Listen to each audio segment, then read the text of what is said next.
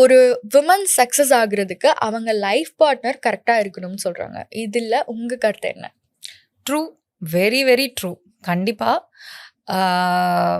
அதான் சொன்னேனே, என் லைஃப் வந்து ஒரு 360 டிகிரியில் புரண்டு நான் ஒரு குயின் மாதிரி இருக்கேன்னா கண்டிப்பாக வந்து அது அசோக் தான் ரீசன். ஏன்னா அந்த பாட்டை நினச்சா என்ன வேணாலும் பண்ணலாம். நீ நடிக்கக்கூடாது, நீ வீட்லேயே தான் இருக்கணும் அப்படின்னு சொல்லியிருந்தா அவ்வளோதான். பட் ஒன்றும் பண்ண முடியாது. இல்லை நீ ஏதாவது வேலைக்கு இப்போ சப்போஸ் ஒரு ஒர்க்கிங் விமனாக இருந்ததுன்னா, நீ வந்து கல்யாணத்துக்கு அப்புறம் நடிக்கவே கூடாது. ஐ மீன் ஆஃபீஸ் போகக்கூடாது, நீ வீட்டில் ஹவுஸ் ஒய்ஃபாக இருக்கணும்னா அவ்வளோதான், முடிஞ்சிருச்சு.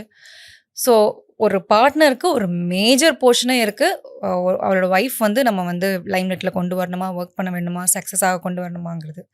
ஸோ என்னை விட என்னோட சக்ஸஸை வந்து பார்க்கணுன்னு எப்போவுமே அவர் ஆசைப்படுவார்.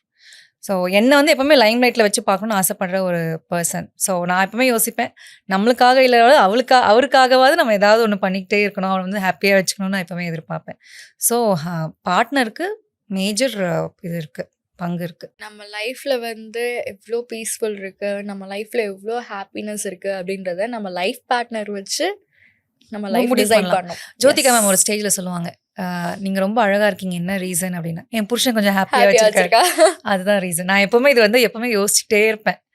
ஸோ நம்ம வெளியில் தெரியும், நம்ம ஹஸ்பண்ட் நம்மளை அழகாக வச்சுருக்காரு அப்படின்னா ஃபேஸில் நம்மளுக்கு தெரிஞ்சிடும். நம்ம எப்போவுமே ஹாப்பியாக இருப்போம், பாசிட்டிவாக இருப்போம். நம்ம அந்த சுற்றி அந்த அவுராவே வந்து வந்து ரொம்ப சூப்பராக இருக்கும்.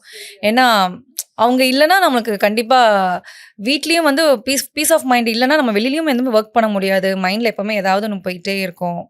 ஸோ நான் எப்போவுமே அசோக்கை அந்த விஷயத்தில் விட்டு கொடுக்க மாட்டேன்.